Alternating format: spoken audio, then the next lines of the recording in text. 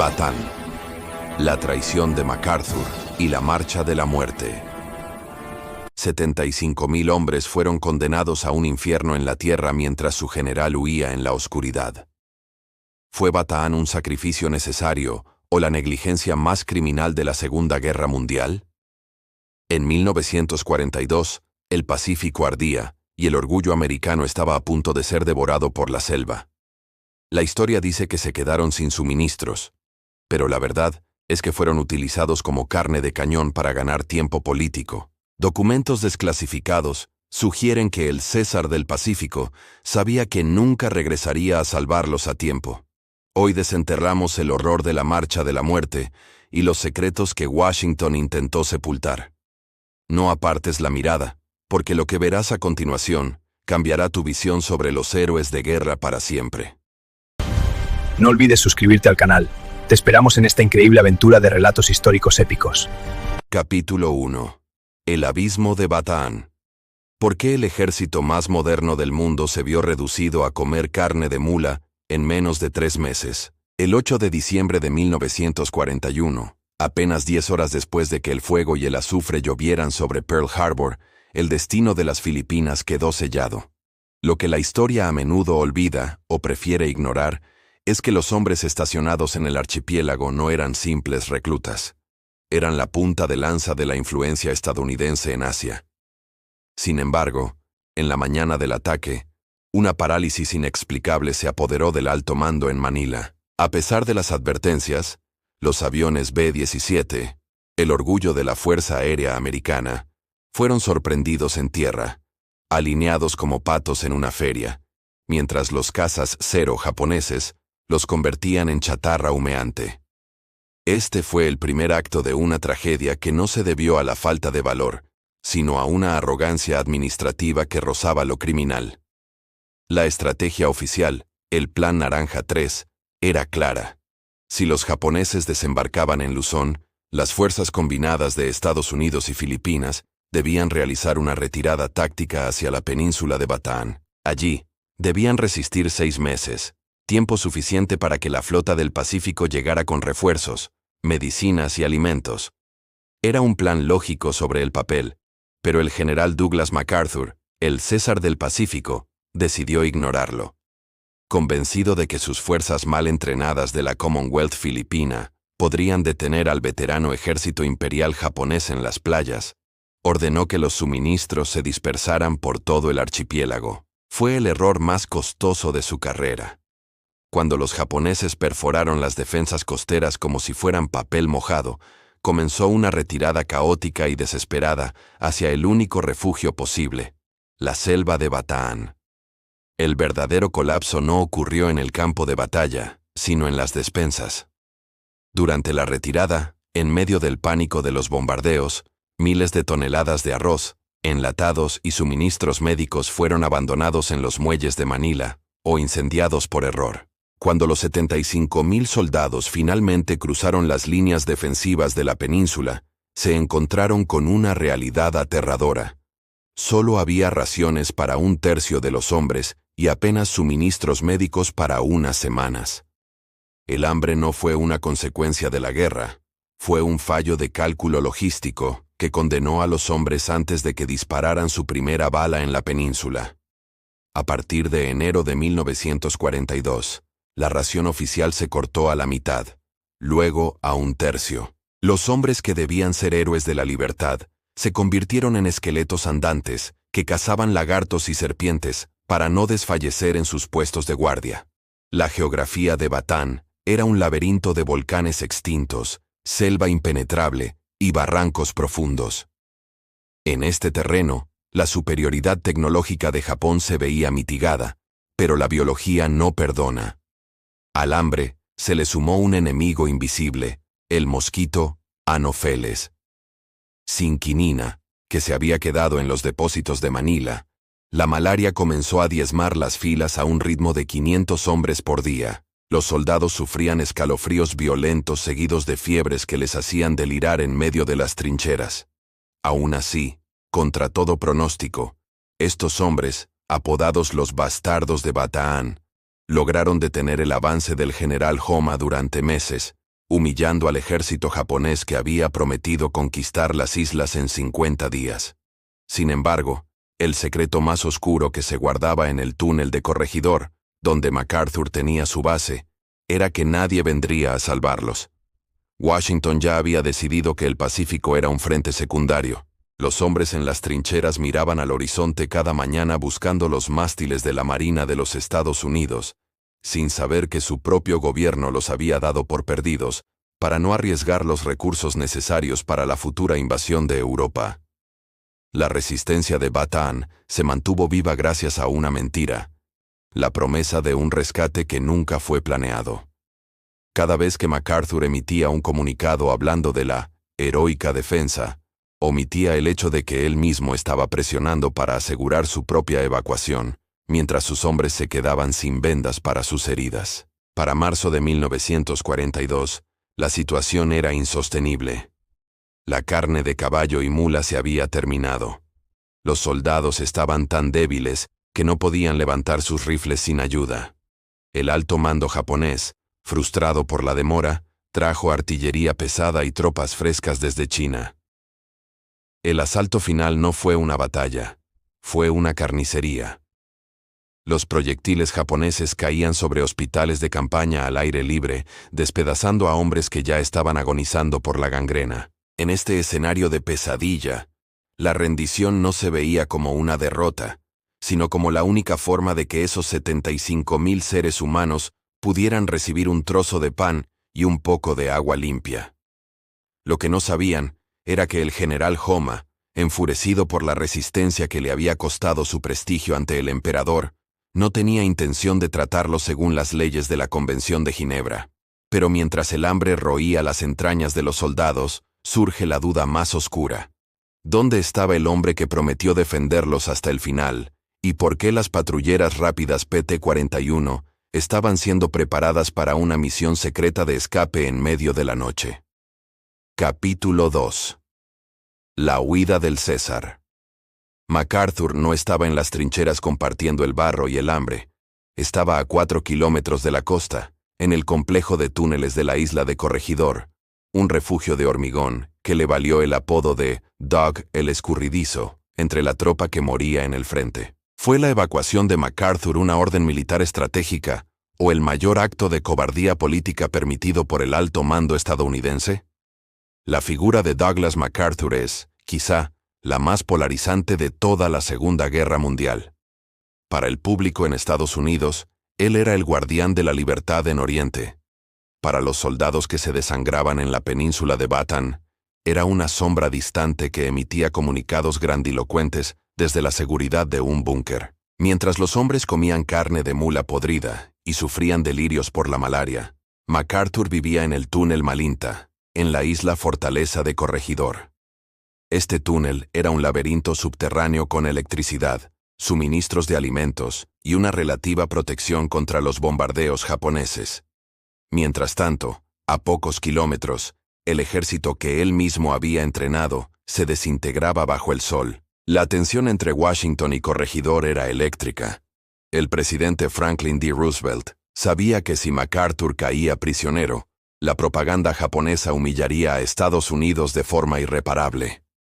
Un general de 5 estrellas, un héroe de la Primera Guerra Mundial, desfilando encadenado por las calles de Tokio era una pesadilla geopolítica que la Casa Blanca no podía permitir. Sin embargo, MacArthur se negaba a irse. No por un deseo de morir con sus hombres, como sugerían sus biógrafos más benevolentes, sino porque sabía que su carrera militar terminaría en el momento en que abandonara el archipiélago. Su ego, tan vasto como el Océano Pacífico, le impedía aceptar la derrota. Aquí es donde la historia oficial se cruza con las sombras de la conspiración y la duda ética. Se ha documentado exhaustivamente que el presidente de la Commonwealth filipina, Manuel Quezon, en un acto de desesperación o gratitud mal entendida, autorizó un pago de $500,000 de los fondos del Tesoro filipino a la cuenta personal de MacArthur en Estados Unidos. En términos actuales, estaríamos hablando de una suma que supera los $10 millones. ¿Fue este un pago por servicios consultivos, como se alegó después? ¿O fue el precio de un escape dorado mientras el resto del gobierno filipino se preparaba para el cautiverio? Este secreto permaneció oculto durante décadas, una mancha de aceite en el uniforme impecable del general. El 22 de febrero de 1942, Roosevelt emitió la orden directa. MacArthur debía partir hacia Australia para organizar la contraofensiva. El general retrasó la orden durante semanas, jugando con el tiempo mientras sus tropas en Bataan lanzaban sus últimos contraataques.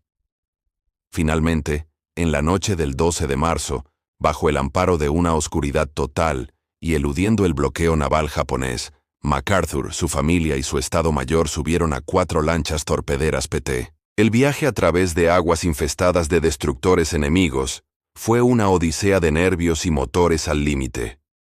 Pero lo que ocurrió en tierra tras su partida fue aún más devastador. Cuando la noticia de la huida de MacArthur se filtró a las trincheras de Bataan, la moral, que ya pendía de un hilo, se rompió por completo. Los soldados se sintieron traicionados. Se cuenta que en las cuevas y trincheras se escuchaba una canción improvisada que decía: «Somos los bastardos de Bataan, sin padre, sin madre, sin el tío Sam, sin tíos, sin tías, sin medicinas, y a nadie le importa un bledo». La promesa de MacArthur, su famosa frase lanzada al llegar a Australia, «I shall return», volveré, se convirtió en una burla cruel para los hombres que sabían que ellos no estarían vivos para verlo regresar. El mando fue transferido al general Jonathan Wainwright, un hombre de caballería de la vieja escuela, delgado como un espectro, y con un sentido del deber que MacArthur parecía haber olvidado en el búnker. Wainwright heredó un ejército que ya no era un ejército, sino un hospital de campaña masivo bajo fuego de artillería. Las órdenes de MacArthur desde Australia seguían siendo delirantes. Ordenaba contraataques ofensivos a hombres que no podían mantenerse en pie. La desconexión entre el nuevo héroe del Pacífico y la realidad del terreno era total. MacArthur, ahora seguro en Melbourne, se centraba en su imagen pública, mientras Wainwright tenía que mirar a los ojos a miles de hombres hambrientos y decirles que no habría rescate. La inteligencia militar en Corregidor sabía que los japoneses estaban preparando su asalto final con tropas de élite traídas directamente desde el frente de China. Los bombardeos se intensificaron hasta que la península de Bataan parecía la superficie de la luna. Las comunicaciones se cortaron. El hospital número 1 y el número 2 fueron alcanzados deliberadamente por la aviación japonesa para quebrar la voluntad de rendirse. Wainwright se enfrentaba a la decisión más difícil de su vida: cumplir las órdenes de MacArthur de luchar hasta el último hombre, lo que significaba el suicidio colectivo de 75,000 personas, o aceptar la deshonra de la rendición para salvar vidas. Lo que MacArthur nunca perdonó a Wainwright fue que este último decidiera rendirse. Desde Australia, el César comenzó una campaña de desprestigio contra su sucesor, intentando bloquear su ascenso y sus condecoraciones, simplemente porque Wainwright no fue el mártir que MacArthur necesitaba para que su propia huida pareciera una decisión estratégica pura. El ego del general que huyó no permitía que nadie más fuera visto como un héroe en la derrota. Mientras tanto, en las playas de Bataan, los soldados americanos y filipinos empezaron a ver aparecer las primeras bayonetas japonesas entre la maleza. Los hijos de los dioses habían llegado, y su concepto de la piedad era inexistente. El 9 de abril de 1942, el general Edward King, subordinado de Wainwright en la península, tomó la decisión unilateral de rendir las fuerzas de Bataan. No pudo más. No podía seguir viendo cómo sus hombres eran despedazados sin poder defenderse.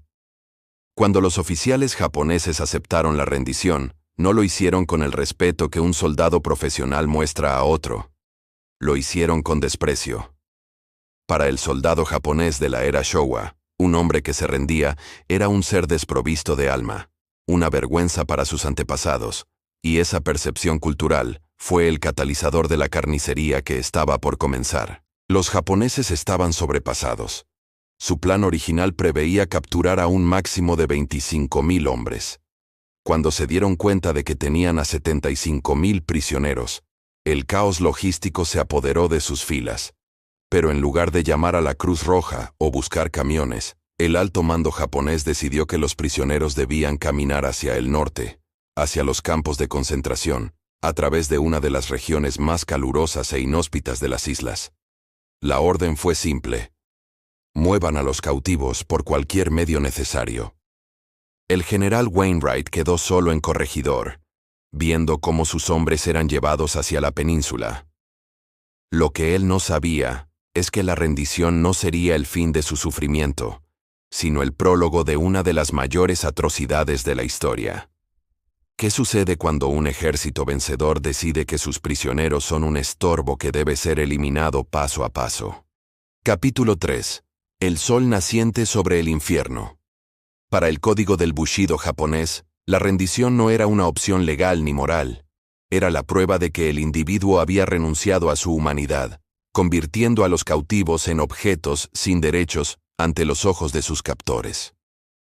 Fue la Marcha de la Muerte de Bataan, un plan de exterminio diseñado desde el cuartel general imperial, o el resultado de un colapso logístico explotado por oficiales sádicos? El 9 de abril de 1942, el aire en la península de Bataan estaba cargado no solo con el olor a pólvora y vegetación quemada, sino con el hedor de la derrota más amarga. Miles de hombres, con los uniformes convertidos en harapos y los ojos hundidos por el hambre y la malaria, salieron de sus agujeros de zorro con las manos en alto. Esperaban, dentro de su desesperación, que la pesadilla hubiera terminado. Creían que, bajo las leyes internacionales, recibirían agua, alimento y tratamiento médico. Sin embargo, se encontraron de frente con una realidad para la que ningún manual militar los había preparado: el desprecio absoluto del ejército imperial japonés hacia la vida de quien no muere en combate.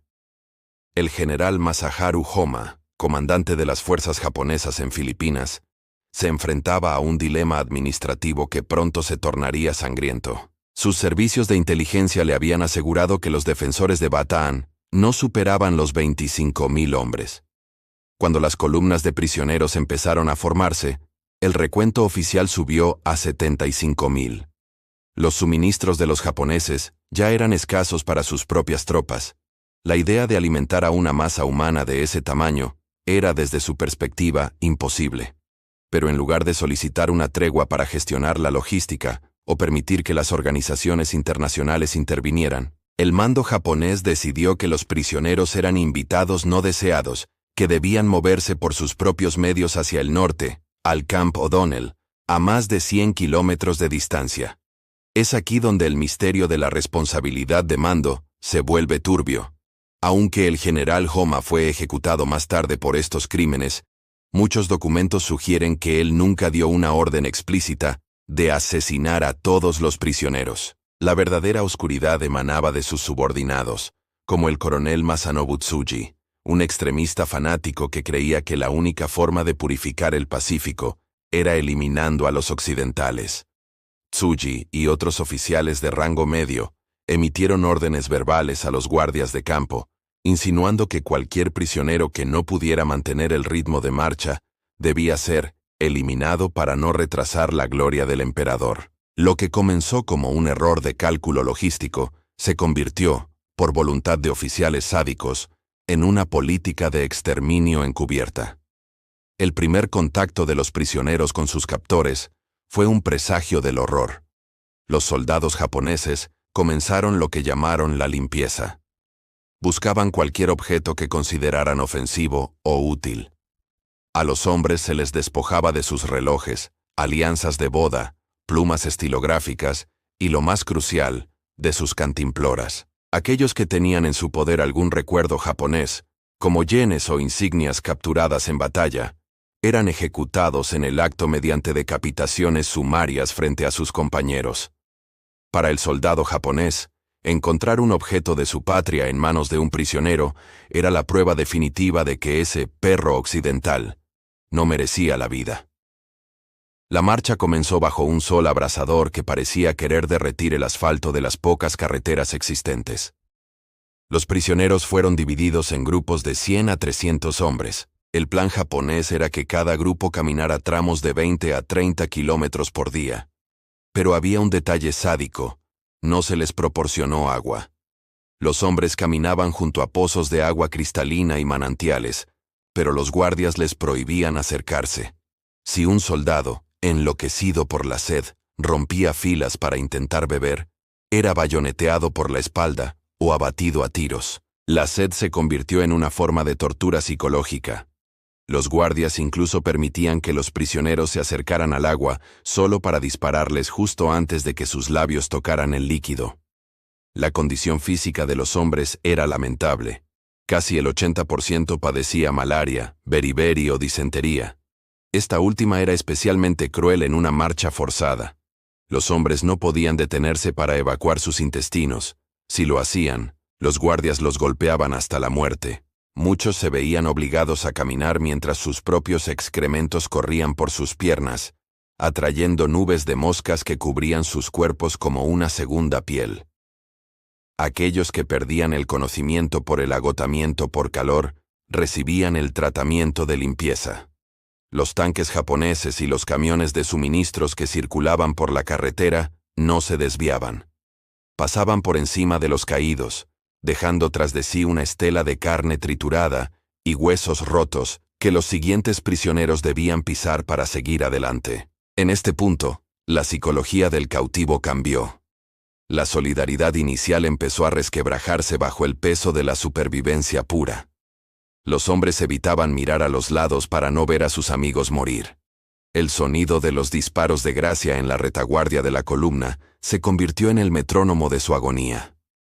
Cada disparo significaba un compañero menos, pero también un recordatorio de que, si ellos fallaban en el siguiente paso, el siguiente disparo sería para ellos. Los guardias japoneses, muchos de ellos coreanos reclutados forzosamente que querían demostrar su lealtad al imperio, siendo más brutales que los propios japoneses, utilizaban las culatas de sus rifles para fracturar cráneos por el simple hecho de que un prisionero no caminaba en línea recta. El sol naciente no era solo un símbolo en una bandera. Para los hombres en Bataan, era un dios cruel que los estaba cocinando vivos. Los japoneses obligaban a los grupos a sentarse en espacios abiertos durante horas, bajo el sol del mediodía, en lo que llamaban curas de sol. Prohibían que los hombres usaran sus sombreros o se cubrieran con ramas. El objetivo era quebrar la voluntad. Muchos hombres, en este estado de delirio, empezaron a sufrir lo que los psicólogos militares llamarían más tarde muerte psíquica. Simplemente se sentaban, cerraban los ojos y esperaban el golpe final, habiendo decidido que el infierno de la marcha era peor que la nada de la muerte. Mientras tanto, en la retaguardia de la invasión, los oficiales japoneses celebraban banquetes en Manila con las provisiones capturadas. El general Homa, a pesar de sus posteriores negativas, sabía que la tasa de mortalidad estaba alcanzando niveles estratosféricos. Pero en la mentalidad del alto mando imperial, el éxito de la campaña de Filipinas dependía de la velocidad, y los prisioneros eran un lastre. La orden implícita era clara: si mueren en el camino, son menos bocas que alimentar en el campo. Bataan se estaba convirtiendo en un experimento de resistencia humana, donde la moralidad había sido erradicada por completo. A medida que la columna avanzaba hacia San Fernando, el paisaje se transformaba. Los campos de arroz, que deberían haber sido símbolo de vida, estaban sembrados de cadáveres hinchados por el sol que nadie se molestaba en enterrar. El olor a putrefacción era tan denso que los soldados japoneses se cubrían la nariz con pañuelos, mientras obligaban a los prisioneros a seguir respirando ese aire cargado de muerte. Los pocos que lograban mantener la cordura empezaron a comprender que la rendición no había sido un acto de salvación, sino el ingreso a un matadero industrial, donde el verdugo se tomaba su tiempo. La columna de supervivientes finalmente divisó las chimeneas de los trenes en la estación de San Fernando. Creyeron, en su inocencia, que el transporte ferroviario significaría el descanso de sus pies destrozados. No sabían que estaban a punto de entrar en las cajas de metal de la muerte, donde el propio aire se convertiría en un veneno mortal. Capítulo 4. 100 kilómetros de agonía. Los trenes no eran la salvación. Pero antes de llegar a ellos, los prisioneros tuvieron que cruzar el tramo final de la carretera de Bataan, donde la sed se convirtió en una herramienta de ejecución masiva.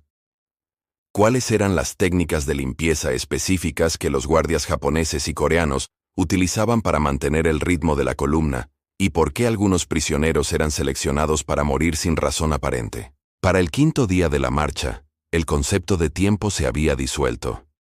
No existían los días ni las noches, solo una secuencia interminable de pasos sobre un asfalto que quemaba a través de las suelas desgastadas de las botas, o peor aún, sobre los pies descalzos de aquellos a quienes les habían robado el calzado. Los 100 kilómetros que separaban Mariveles de los centros de procesamiento no eran solo una distancia física, eran una prueba de eliminación biológica. Los hombres ya no parecían soldados de una potencia mundial. Eran figuras espectrales, cubiertas de una costra de polvo blanco, sangre seca y excrementos. El olor que emanaba de la columna era perceptible a kilómetros de distancia, una mezcla dulzona de gangrena y disentería que anunciaba la llegada de la muerte. La crueldad japonesa durante este tramo alcanzó niveles de sofisticación sádica. Una de las prácticas más comunes eran los llamados equipos de limpieza. Estos grupos de soldados japoneses viajaban en la retaguardia de cada contingente con una misión específica: no dejar rastro de los rezagados. Si un hombre caía debido a un calambre, un golpe de calor o un ataque de malaria, no se le permitía descansar. Los guardias gritaban «¡Curra!», mientras hundían sus bayonetas en los riñones o el cuello de los caídos. En ocasiones, para ahorrar munición, utilizaban las culatas de los rifles para aplastar el cráneo del soldado que osaba detenerse. Los que aún caminaban, escuchaban los gritos de sus amigos detrás de ellos, pero sabían que mirar atrás era firmar su propia sentencia de muerte. A mitad de este trayecto, ocurrió un fenómeno psicológico aterrador que los supervivientes recordarían décadas después. El humor de la horca se transformó en una psicosis colectiva. En ciertos tramos, los guardias japoneses permitían que los prisioneros se detuvieran frente a pozos de agua cristalina, pero con una condición mortal: los obligaban a mirar el agua durante 10 minutos sin tocarla. Si alguien se movía, era fusilado. Después de la espera, los guardias orinaban en el pozo frente a los hombres sedientos y daban la orden de reanudar la marcha. Esta tortura psicológica estaba diseñada para quebrar la última pizca de dignidad humana. Sin embargo, en medio de este horror, surgió un acto de resistencia silenciosa. Los hombres empezaron a caminar en grupos de 3, entrelazando sus brazos para sostener al que estaba en medio. Si el del centro se desmayaba, los otros 2 lo cargaban arrastrando los pies para que los guardias no notaran que había perdido el conocimiento. Era un pacto de sangre. Si tú me sostienes hoy, yo te sostendré mañana. La geografía de la península de Luzón jugaba en contra de los cautivos. La carretera estaba flanqueada por campos de arroz y densa selva, pero también por pueblos filipinos, cuyos habitantes observaban con horror el desfile de esqueletos vivientes. Aquí es donde se manifestó el heroísmo de la población civil. A pesar de que los japoneses habían dado órdenes estrictas de no ayudar a los prisioneros bajo pena de muerte, las mujeres filipinas arriesgaban sus vidas para colocar latas de agua o pequeñas bolas de arroz envueltas en hojas de plátano en el borde del camino. Los guardias japoneses respondían con una brutalidad animal. En el pueblo de Lubao, se documentó que un oficial japonés decapitó a una niña de 10 años por intentar entregarle una fruta a un soldado americano. Este acto no detuvo a los civiles. Al contrario, alimentó una rabia que más tarde se convertiría en la guerrilla más eficaz del Pacífico. Pero en ese momento, el precio de la caridad se pagaba con sangre. Otro método de ejecución arbitraria era el juego de la bayoneta. Algunos oficiales japoneses, aburridos por la monotonía de la marcha, practicaban su puntería lanzando a los prisioneros más débiles al aire y ensartándolos antes de que tocaran el suelo. Para ellos, esto no era un crimen de guerra. Era un entrenamiento de combate contra seres que ya no consideraban humanos. El racismo sistémico de la propaganda imperial japonesa había convencido a sus tropas de que los occidentales eran decadentes, cobardes y que su rendición era la prueba de que debían ser erradicados para que Asia perteneciera a los asiáticos. Los soldados filipinos, por su parte, eran vistos como traidores a su raza por servir a los americanos, y a menudo recibían un trato incluso más violento que sus contrapartes estadounidenses. El sol seguía siendo el principal verdugo. Con temperaturas que superaban los 40 grados y una humedad del 90%, el cuerpo humano empieza a autodestruirse. Sin electrolitos y sin agua, la sangre se espesa, el corazón lucha por bombear y los riñones fallan. Los hombres empezaron a sufrir alucinaciones colectivas. Algunos creían ver oasis en medio de la carretera y se lanzaban hacia el vacío, solo para ser golpeados por los guardias.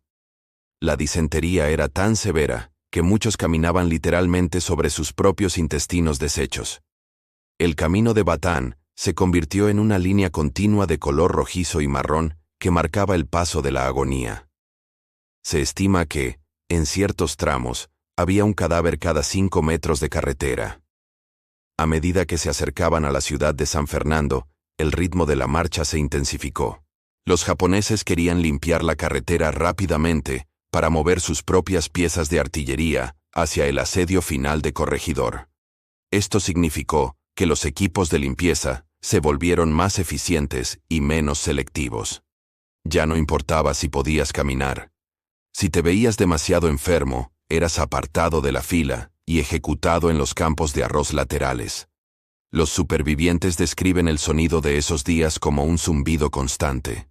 El zumbido de millones de moscas que seguían a la columna, y el crujido de las orugas de los tanques que trituraban todo lo que quedaba atrás, vivos o muertos. El misterio histórico que aún rodea este tramo es la cifra exacta de bajas. Los registros japoneses fueron destruidos sistemáticamente antes de la rendición de 1945, pero los testimonios de los que llegaron al final sugieren que más de 10.000 hombres perecieron solo en estos 100 kilómetros. Eran los olvidados de la administración, hombres que habían sido enviados al frente con promesas de gloria y que terminaron sus días como abono en una tierra extraña, mientras en Australia, MacArthur seguía revisando las pruebas de sus fotografías para la prensa, asegurándose de que su perfil se viera heroico ante el mundo. Cuando los grupos de supervivientes finalmente divisaron las vías del tren en San Fernando, hubo un breve destello de esperanza. Creían que el esfuerzo físico había terminado. Sus piernas estaban hinchadas al doble de su tamaño normal, cubiertas de úlceras tropicales y picaduras de insectos infectadas. Pensaban que el tren los llevaría a un hospital, a un lugar con sombra y agua. No podían estar más equivocados. Los japoneses tenían preparado un último acto de crueldad mecánica que haría que la marcha bajo el sol pareciera un paseo por el parque. Al llegar a la estación, los soldados fueron empujados hacia vagones de carga de metal galvanizado, diseñados para transportar mercancías, no seres vivos. Al cerrar las puertas pesadas, el ruido del metal chocando selló el destino de cientos de hombres que morirían en los próximos minutos, sin que una sola bala fuera disparada. ¿Qué ocurrió dentro de esos vagones cuando la temperatura empezó a subir y el oxígeno se agotó por completo? Capítulo 5. Los vagones de vapor humano. Los trenes no eran un alivio para los pies llagados de los prisioneros, sino una extensión mecánica del matadero. Al cerrar las compuertas de metal, los guardias japoneses convirtieron vagones de carga ordinarios en cámaras de tortura térmica. ¿Cómo es posible que cientos de hombres sobrevivieran a un trayecto en cajas de metal selladas, donde la temperatura superaba los 50 grados Celsius y el aire disponible era menor al necesario para un animal de carga? La estación de San Fernando, en la provincia de Pampanga, debería haber sido un punto de inflexión humanitario. Tras 5 o 6 días de marcha forzada, los hombres que habían sobrevivido a las bayonetas y al sol abrasador apenas podían mantenerse en pie. Sin embargo, lo que encontraron en las vías férreas no fueron trenes de pasajeros ni vagones hospital. Eran vagones de carga pequeños, de madera y metal galvanizado, diseñados por la Compañía de Ferrocarriles de Manila para transportar caña de azúcar o ganado. En condiciones normales, estos vagones podían albergar a 30 o 40 personas con cierta dificultad.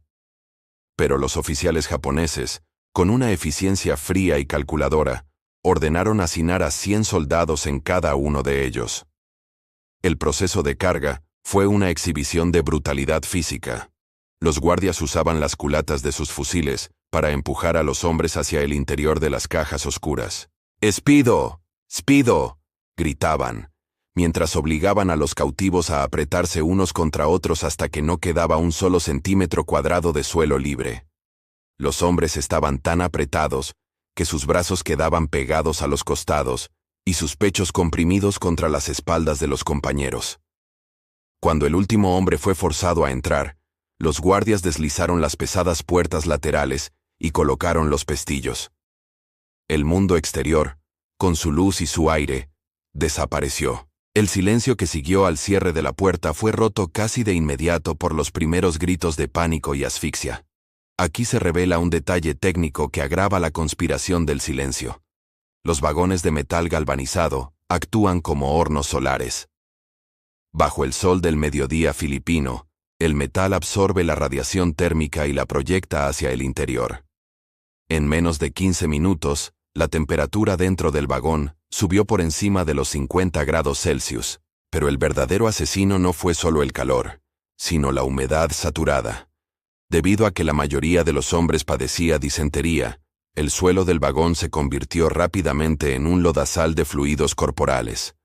El vapor que emanaba de los excrementos y el sudor de 100 hombres enfermos creó una atmósfera tóxica y ácida que quemaba los pulmones. No había ventilación.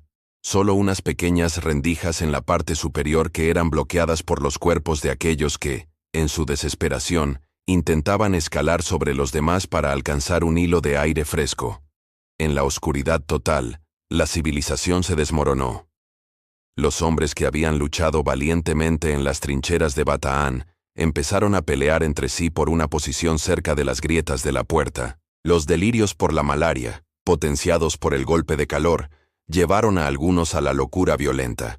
Los supervivientes cuentan que hombres que habían sido amigos durante años empezaron a morderse y golpearse en un intento instintivo de sobrevivir. Muchos de los que estaban en el centro del vagón murieron de pie. No había espacio para que sus cuerpos cayeran al suelo. Permanecían erguidos, balanceándose con el movimiento del tren, mientras los vivos se apoyaban en sus cadáveres calientes para no colapsar. El trayecto ferroviario hacia Capas, aunque corto en distancia, unos 45 kilómetros, duró horas interminables debido a las paradas técnicas y la prioridad que los japoneses daban a los trenes militares que bajaban hacia el sur. Durante estas paradas, los vagones se quedaban estáticos bajo el sol, sin una brisa que moviera el aire interior. Los prisioneros golpeaban las paredes de metal, suplicando agua o aire, pero los guardias japoneses respondían golpeando el exterior del vagón con piedras o disparando a través del metal para silenciar las quejas. Cada bala que atravesaba el vagón no solo mataba a un hombre, sino que creaba un pequeño agujero de luz que los supervivientes recordaban como estrellas en el infierno, por donde entraba un soplo de oxígeno puro. La deshidratación alcanzó niveles críticos. En un vagón sellado a esas temperaturas, el cuerpo humano puede perder hasta 1 litro de agua por hora a través del sudor. Sin reposición, la sangre se espesa como melaza. El corazón late con una fuerza dolorosa contra las costillas y los riñones dejan de funcionar. Los hombres empezaron a lamer el sudor de las espaldas de quienes tenían delante. Algunos, en el paroxismo de la sed, intentaron beber su propia orina, solo para descubrir que sus cuerpos ya no producían líquido alguno. El aire se volvió tan denso y cargado de dióxido de carbono que muchos simplemente se desmayaron, lo que en ese entorno significaba morir pisoteado o asfixiado por la masa humana. El misterio persiste sobre por qué el alto mando japonés eligió este método de transporte. ¿Fue una falta de recursos o un deseo deliberado de reducir el número de prisioneros antes de llegar al campo? Documentos desclasificados sugieren que los oficiales de transporte japoneses habían reportado que el hacinamiento causaría una mortalidad del 10% al 20% en cada trayecto, pero estas advertencias fueron ignoradas por el mando superior en Manila. Para el imperio, un prisionero muerto en un tren era un problema menos en el campo de concentración. Era una solución final logística ejecutada sobre rieles. Cuando el tren finalmente llegó a la estación de Capas, el silencio que salía de algunos vagones era absoluto. Al abrirse las puertas, la escena que saludó a los guardias fue digna de las pinturas más oscuras de Dante. Los cuerpos cayeron hacia afuera en bloques compactos, pegados unos a otros por el sudor seco y la rigidez.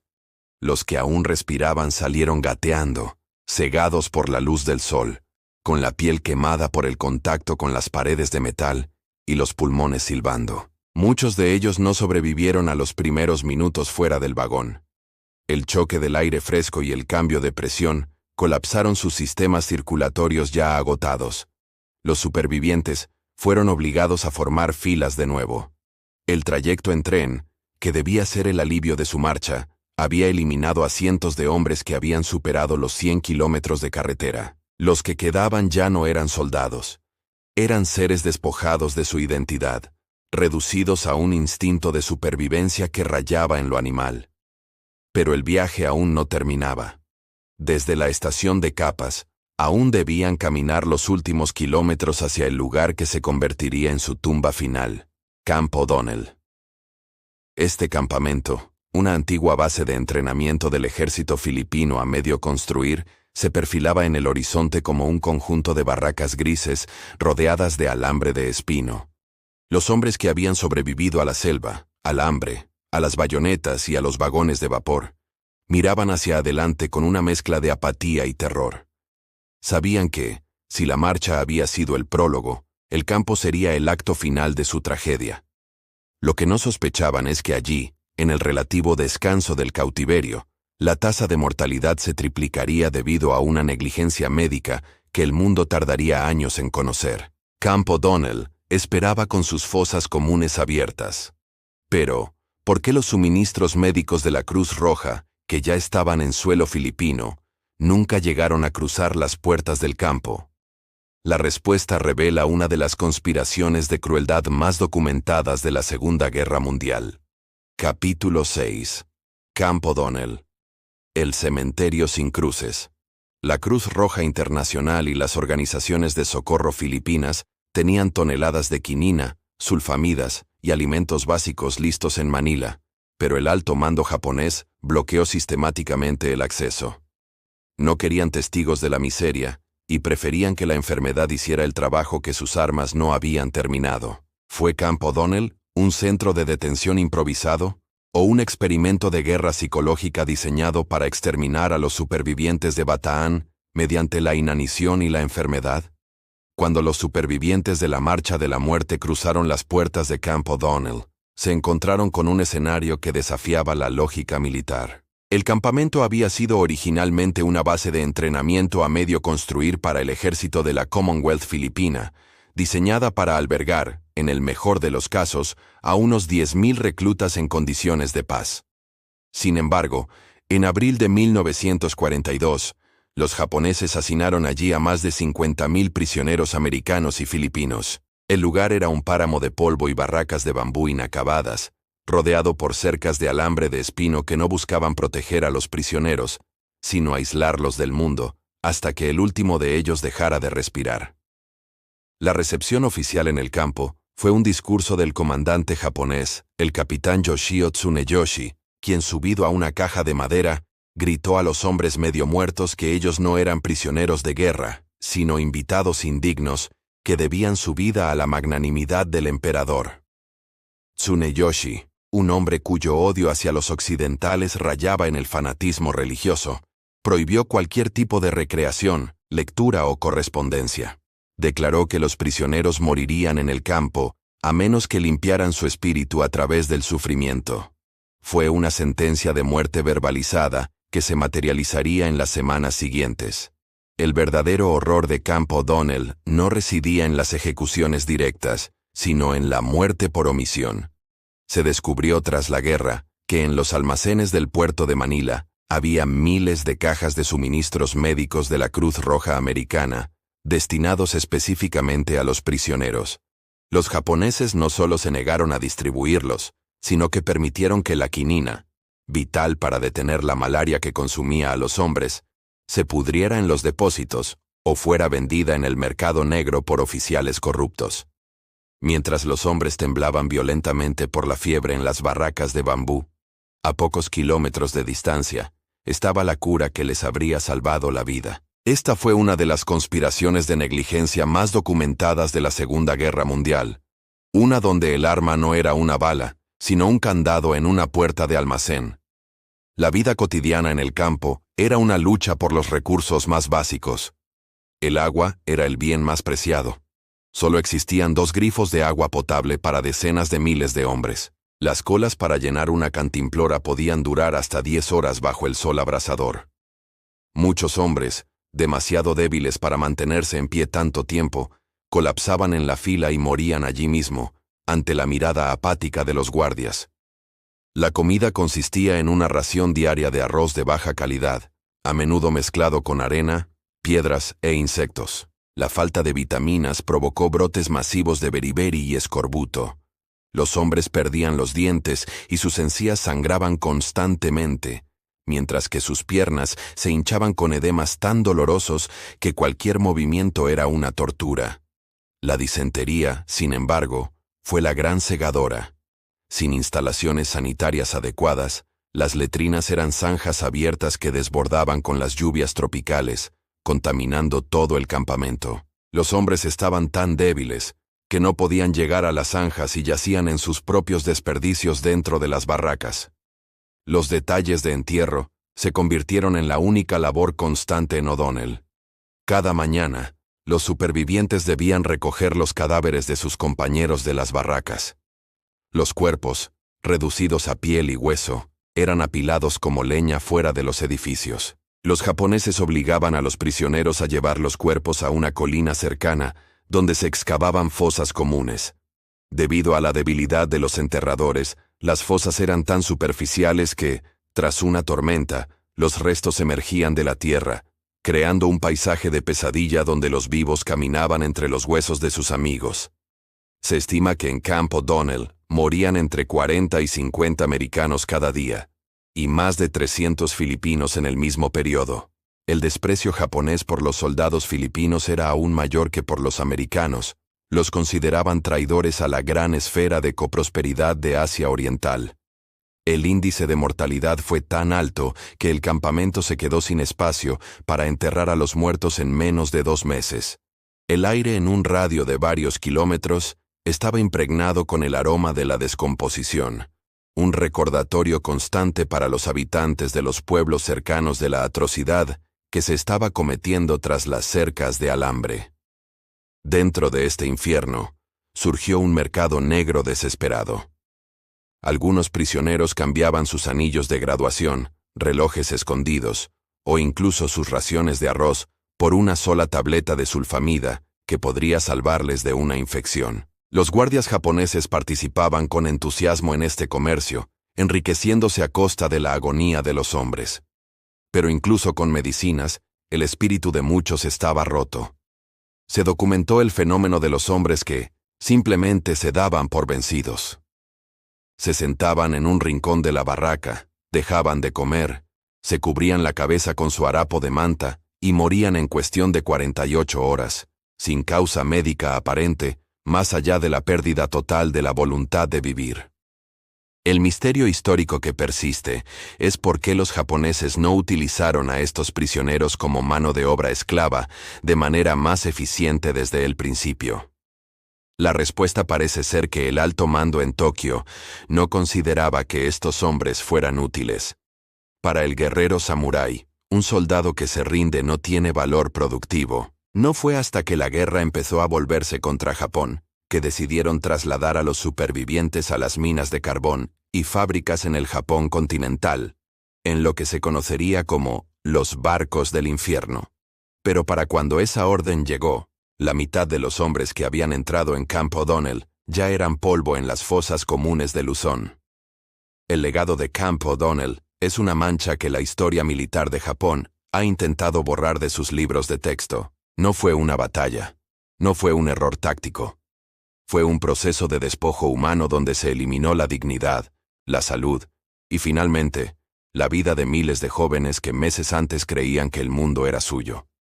Mientras los enterradores americanos marcaban las fosas con cruces hechas de ramas atadas con alambre, en Washington, los informes sobre la mortalidad en el campo seguían siendo clasificados como confidenciales para no provocar un colapso en la moral pública durante el reclutamiento para el Frente Europeo. Pero mientras el campo se convertía en un cementerio gigante, una pregunta empezaba a circular entre los oficiales supervivientes. ¿Qué sabía el general MacArthur en Australia sobre estas cifras de mortalidad y por qué tardó tanto en denunciar las condiciones del campo ante la comunidad internacional? La respuesta sugiere que el silencio era una herramienta política necesaria para una estrategia mucho más grande y fría. Capítulo 7. El silencio de los culpables. La inteligencia estadounidense en Australia, bajo el mando de MacArthur, recibía informes constantes de la resistencia filipina sobre la mortalidad en O'Donnell. Sin embargo, estos datos fueron guardados bajo llave en cajas fuertes durante casi 2 años.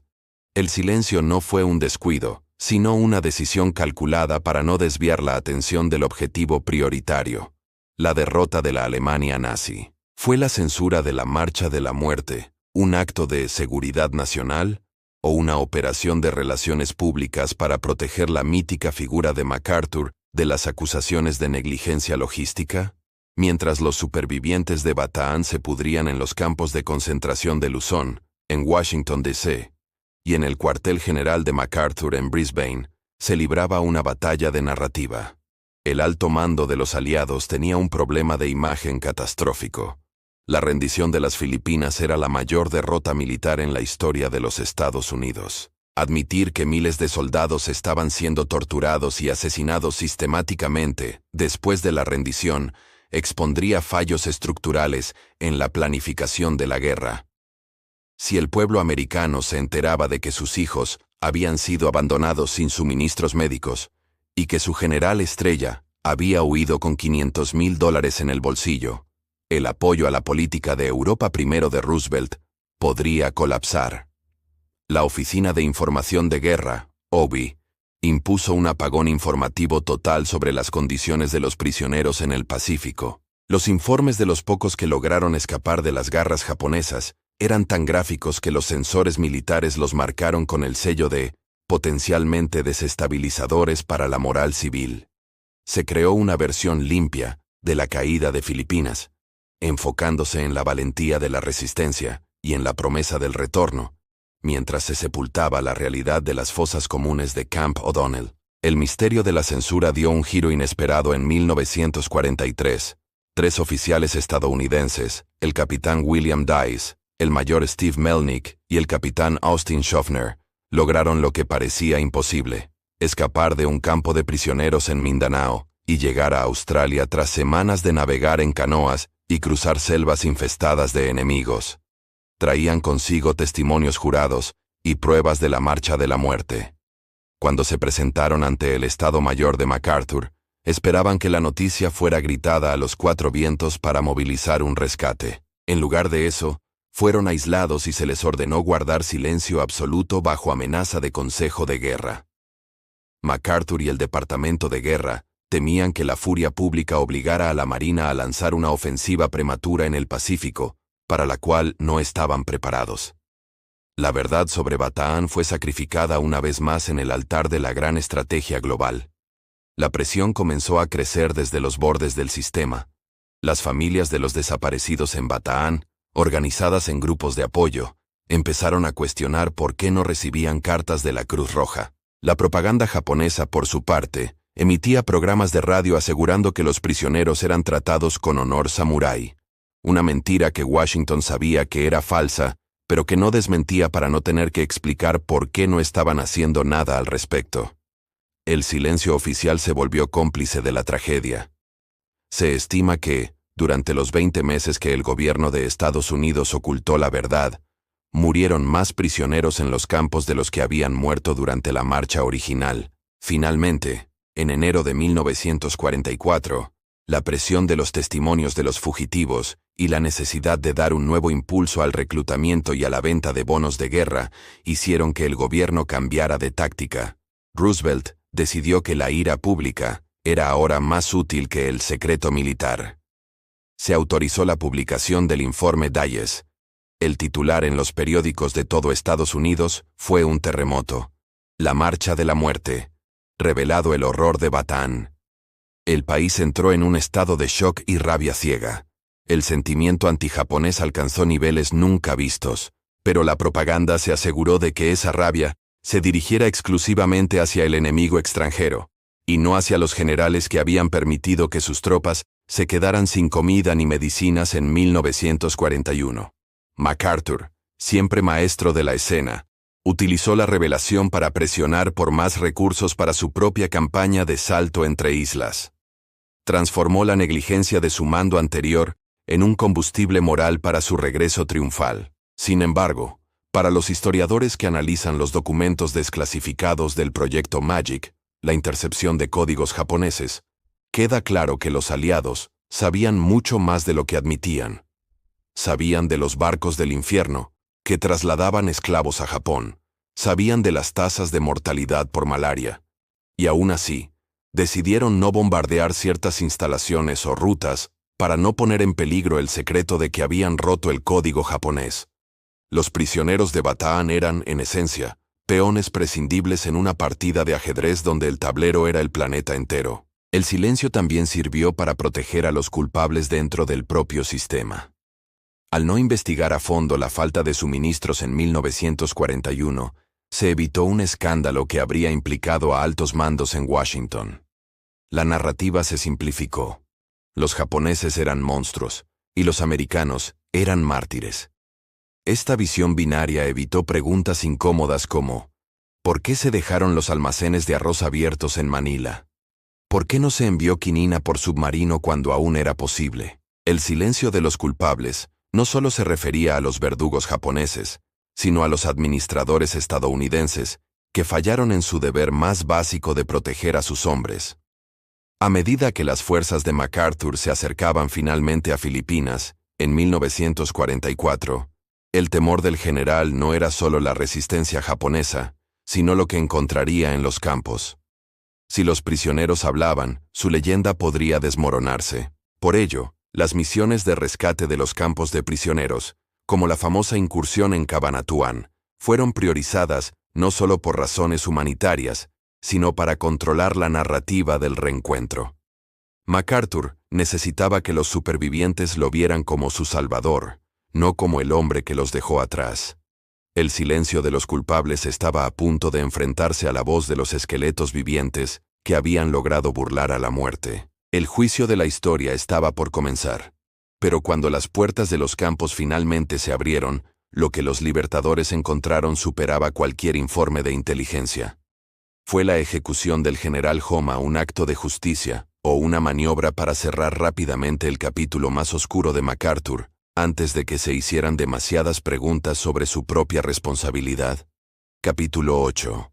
El juicio y el legado de sombras. La ejecución del general Masaharu Homma fue el cierre oficial de la herida, pero para muchos fue un sacrificio ritual. Homma fue fusilado en 1946, bajo cargos de responsabilidad de mando, un veredicto que muchos historiadores consideran una cortina de humo para evitar que se investigaran las fallas de liderazgo en el bando aliado.